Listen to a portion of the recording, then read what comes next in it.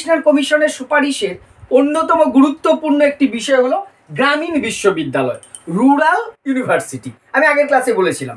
আজকের ভিডিওতে আমরা আলোচনা করবো রুরাল ইউনিভার্সিটি বা গ্রামীণ বিশ্ববিদ্যালয় কি। আমরা জানি আমাদের এখান থেকে এমসিকিউ আসবে এইচএসে, কিন্তু টোটাল বিষয়টা জানা থাকলেই আমরা উত্তর করতে পারবো খুব সহজে। সেটাই আলোচনা করব। গ্রামীণ বিশ্ববিদ্যালয়, রাধাকৃষ্ণন কমিশন কবে গঠিত হয়েছিল পটভূমিটা পড়লেই আমরা জানি। আগের ক্লাসটা দেখে নেবে, ডেসক্রিপশনে লিঙ্ক দেওয়া থাকবে। সেখানে বলেছিলাম আমি যে যখন গঠিত হলো এই কমিশন 1948-এ, মাত্র 1 বছর হয়েছে দেশ স্বাধীন হয়েছে, তখন দেশের উচ্চশিক্ষিত লোকের প্রয়োজন হলো।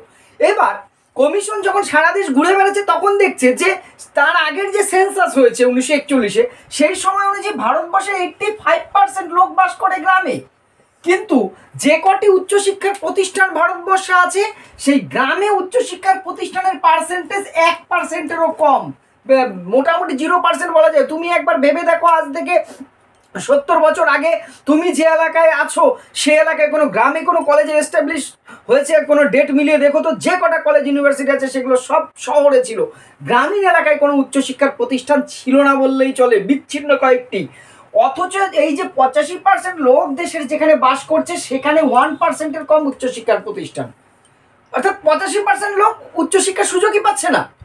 কিছু যার সামর্থ্য আছে তারা কলকাতায় বা বড় শহরে যে পড়াশোনা করছে। বিশ্ববিদ্যালয় তো কলকাতা ছাড়া নেই আমাদের পশ্চিমবঙ্গের কথা যদি ভাবি। তাহলে এবার ভাবো, কমিশন সেটাই বললেন যে ইমিডিয়েট গ্রামের যদি শিক্ষার উন্নতি করতে হয় তাহলে গ্রামে উচ্চশিক্ষার প্রতিষ্ঠান করতে হবে। কমিশন সেখানে বললেন যে, রাধাকৃষ্ণন কমিশন উল্লেখ করলেন যে গ্রামে গ্রামে উচ্চশিক্ষার একটা প্রতিষ্ঠান করতে হবে। কাকে আদর্শ তিনি আদর্শ মানলেন? তখন ডেনমার্ক বলে একটি দেশের নাম আমরা নিশ্চয়ই জানি। এই ডেনমার্কে একটা কলেজ প্রচলিত ছিল, পাবলিক কলেজ বা জনতা কলেজ। ঠিক আছে, এই পাবলিক কলেজ বা জনতা কলেজ কোথায়? ডেনমার্কে ছিল। বলছে এই ডেনমার্কের পাবলিক কলেজ বা এই জনতা কলেজগুলো গ্রামীণ এলাকায় গঠিত হয়। তাদের এই আমরা জানি ডেনমার্ক হচ্ছে দুগ্ধ পালনে বিশ্বে প্রথম। এখন প্রথম কিনা সঠিক আমি জানি না একদম, তবে মোটামুটি ওরা প্রথম চান ড্যানিশরা দুগ্ধ পালন। এবং ওদের সেই গ্রামীণ কৃষির উন্নতির পেছনে এই পাবলিক কলেজের বিরাট একটা ভূমিকা আছে। জনতা কলেজের বাংলায় করলে হয়। সেই জনতা কলেজের অনুকরণের কমিশন হলে আমাদের দেশে কি করতে হবে? একটা নতুন শিক্ষা প্রতিষ্ঠান গড়ে তুলতে হবে। সেটাই হচ্ছে গ্রামীণ বিশ্ববিদ্যালয় বা রুরাল ইউনিভার্সিটি গড়ে তুলতে হবে। রুরাল ইউনিভার্সিটির কনসেপ্টটা তাহলে কোথা থেকে এসছে? ডেনমার্কের জনতা কলেজ বা পাবলিক কলেজ আদলে এসছে যে গ্রামকে কেন্দ্র করে উচ্চশিক্ষার প্রতিষ্ঠান গড়তে হবে। কিরকম ভাবে হবে? কমিশন বলেন যে প্রতিটা গ্রামে প্রথমে একটা করে অন্তত হাই স্কুল থাকবে, উচ্চ বিদ্যালয়, প্রাক বুনিয়াদী তো থাকবেই, মানে প্রাথমিক, তারপর উচ্চ বুনিয়াদী প্রতিষ্ঠান থাকবে। কয়েকটি উচ্চশিক্ষার প্রতিষ্ঠান নিয়ে গড়ে উঠবে একটি গ্রামীণ কলেজ। তার মানে কয়েকটা গ্রামকে নিয়ে একটা কলেজ হবে, কয়েকটি কলেজকে নিয়ে হবে একটা গ্রামীণ বিশ্ববিদ্যালয়। বিরাট এরিয়া নিয়ে, একদম প্রতিটা গ্রামে ইউনিভার্সিটি তা নয়, কিন্তু প্রতিটা গ্রামে ঠিকই থাকবে একটা করে স্কুল। কয়েকটি স্কুলকে কেন্দ্র করে একটি গ্রামীণ কলেজ হবে, কয়েকটি গ্রামীণ কলেজকে কেন্দ্র করে একটি গ্রামীণ বিশ্ববিদ্যালয় রুরাল ইউনিভার্সিটি গড়ে উঠবে। অর্থাৎ এরিয়াটা কিন্তু অনেকটাই বড় হচ্ছে। এবং এই যে গ্রামীণ কলেজগুলো হবে, এখানে কিন্তু 50% পড়ানো হবে তাত্ত্বিক বিষয়, আর 50% হচ্ছে প্র্যাকটিক্যাল বিষয়, অর্থাৎ থিওরি প্র্যাকটিক্যাল দুটোই। আমি পাঠ্যক্রমে আসছি তখন আরও ডিটেলসে বলছি। এবার কথা হচ্ছে যে এই বিশ্ববিদ্যালয় গঠনের উদ্দেশ্যটা কমিশন কি বলেন? উদ্দেশ্য হচ্ছে বলছে গ্রামের পুনর্গঠন। আমাদের যে ভারতবর্ষের গ্রামগুলো আছে তার রিফর্ম করতে হবে। গ্রামের উন্নতি না হলে ভারতবর্ষের উন্নতি হবে না, কারণ 80% লোক গ্রামে থাকে। গ্রামের পুনর্গঠন, তারপরে গ্রামীণ যে সমস্ত কৃষি আছে, শিল্প আছে, পশুপালন আছে, এগুলোর উন্নতি করা। আর গ্রামে যারা মেধাবী ট্যালেন্টেড আছে, দরিদ্র আছে, তারা যেন গ্রামেই উচ্চশিক্ষার সুযোগ পায়। অনেক মেধাবী ছেলেমেয়েরা, গ্রামের ছেলেমেয়েরা উচ্চশিক্ষার সুযোগ থেকে বঞ্চিত হয়, কারণ তাদের সামর্থ্য নেই, সুযোগ নেই। শহরে যে, বড় শহরে কলকাতা, মুম্বাই, দিল্লিতে যে পড়াশোনা করার ফলে তারা সুযোগ পাচ্ছে না, এইটা একটা ব্যাপার। আর গ্রামীণ শিক্ষা এবং সংস্কৃতির যে আছে পরিচিত, সেটার উন্নতি করা। এবার গ্রামীণ শিক্ষার কাঠামোটা আমি আলোচনা করছি। দেখো কাঠামোটা লিখে নিলাম, সংক্ষেপে বলছি। 4টে স্তরের কথা বলেছে গ্রামীণ শিক্ষার। গ্রামীণ উচ্চশিক্ষার নয়, কিন্তু টোটাল শিক্ষার স্তরটাই নিচু থেকে একদম উপর অবধি বলেছে।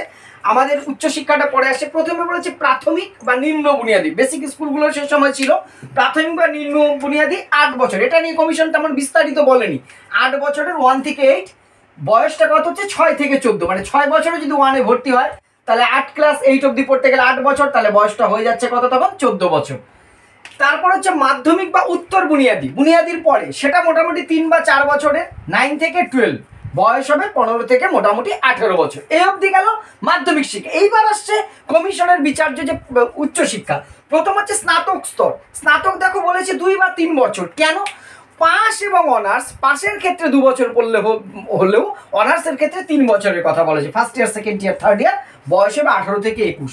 এবার বিশ্ববিদ্যালয় বা স্নাতকোত্তর, স্নাতকোত্তর 1 বা 2 বছর। কেন 1 বা 2 বছর? যারা 5 কোর্স পড়ে আসবে তাদের জন্য 2 বছর, যারা অনার্স পড়ে এসছে তারা তো 3 বছর পড়ে এসছে, তার জন্য 1 বছর। অর্থাৎ সমস্ত উচ্চ শিক্ষাটা কত বছরের? 4 বছরে। এখানে 3 পড়ে আসলে এখানে 1, এখানে 2 পড়ে আসলে এখানেও 2, এই জন্য হচ্ছে 4 বছরের। বয়স হচ্ছে 21 থেকে 23 বছর। টোটাল শিক্ষাটা উচ্চ শিক্ষাটা 4 বছরের। এই হলো গ্রামীণ বিশ্ববিদ্যালয়ের কাঠামোটা। এইবার আমরা আসবো গ্রামীণ বিশ্ববিদ্যালয়ের তোমার যে পাঠ্যক্রমে কি কি আছে। কমিশন বলছে পাঠ্যক্রমে কি কি থাকবে? গ্রামীণ জীবনের উপযোগী, তাত্ত্বিক থাকবে 50%, ব্যবহারিক থাকবে তোমার যে 50%, প্র্যাকটিক্যাল এবং তোমার যে থিওরিটিক্যাল দুটোই থাকবে।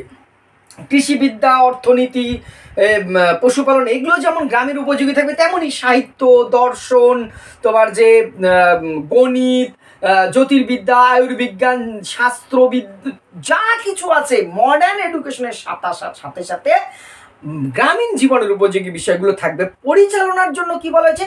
যেমন লন্ডন বিশ্ববিদ্যালয়ে যেমন আছে ঠিক, বা আমাদের অন্যান্য বিশ্ববিদ্যালয়গুলো যেমন আছে, senate, syndicate, academic council, faculty, সমস্ত বিভাগ কিন্তু এখানেও থাকবে। গ্রামীণ বিশ্ববিদ্যালয়ের পরিচালনা কিন্তু কলকাতা বিশ্ববিদ্যালয়ের মতোই হবে। আর ছাত্র সংখ্যা বলা হয়েছে গ্রামীণ বিদ্যালয়গুলোতে 150-র বেশি ছাত্র হবে না। গ্রামীণ কলেজগুলোতে মোটামুটি 300 থেকে 500-র মধ্যে ছাত্র সংখ্যা থাকবে, এবং একটি গ্রামীণ বিশ্ববিদ্যালয়ে 2500-এর বেশি ছাত্র সংখ্যা থাকবে না। ম্যাক্সিমাম কত? প্রত্যেকটা কিন্তু শর্টে আসতে পারে। ম্যাক্সিমাম একটি গ্রামীণ বিশ্ববিদ্যালয়ে ছাত্র সংখ্যা কত হতে পারে? 2500, 2500, তার বেশি ছাত্র সংখ্যা কিন্তু হবে না। এবারে আমরা আসবো যে তাহলে গ্রামীণ বিশ্ববিদ্যালয়ের ভবিষ্যৎটা কি হলো। বিশ্ববিদ্যালয়ের এর ভবিষ্যৎ কি? এর ভবিষ্যৎ স্থির হবে, কমিশন তো সুপারিশ করলো। এবার দেখো তৎকালীন সময়ে দাঁড়িয়ে এর চেয়ে ভালো সুপারিশ আর কিছু হতেই পারে না। আমরা এখনকার কথা ভাবলাম 1948 যখন দেশ সবে স্বাধীন হয়েছে, সেই সময় দাঁড়িয়ে গ্রামীণ শিক্ষার উন্নতির জন্য গ্রামীণ বিশ্ববিদ্যালয়ের চেয়ে বড় সুপারিশ হতেই পারে না। কিন্তু আমাদের দেশের ভিটামিন এম এর তো সমস্যা, এম মানে এম ফর মানি। পয়সা এত গ্রামে গ্রামে কলেজ ইউনিভার্সিটি করার মতন পয়সা আর্থিক সংস্থার ভারতবর্ষের তখন ছিল না। এই জন্য ভারত সরকার কি করলো? 1954 সালে একটি কমিটি গঠন করলো। 1954 একটা কমিটি গঠন করলো যে গ্রামীণ বিশ্ববিদ্যালয়টা নিয়ে কি করা যায়। কমিটির সুপারিশ অনুযায়ী সারা দেশে মাত্র 14টি গ্রামীণ শিক্ষা প্রতিষ্ঠান গড়ে ওঠে। ভারতবর্ষের মতন এত বড় দেশে কতটি? 14টি মাত্র। অন্তত 14,000 হলেও হতো। নেতাদের প্লেনে চড়ার পয়সা ছিল। গ্রামীণ শিক্ষা প্রতিষ্ঠান মাত্র 14টি গড়ে ওঠে, যা সত্যিই খুব মানে হতাশাব্যঞ্জক। এরপর 1956 এর 2 বছর পর 1956 সালে ভারত সরকার একটি নতুন সংস্থা গঠন করে, National Council for Rural Higher Education বলে একটা কমিশন। National Council for Rural Higher Education, এটা কিন্তু আসতে পারে NCRHE গঠন করে।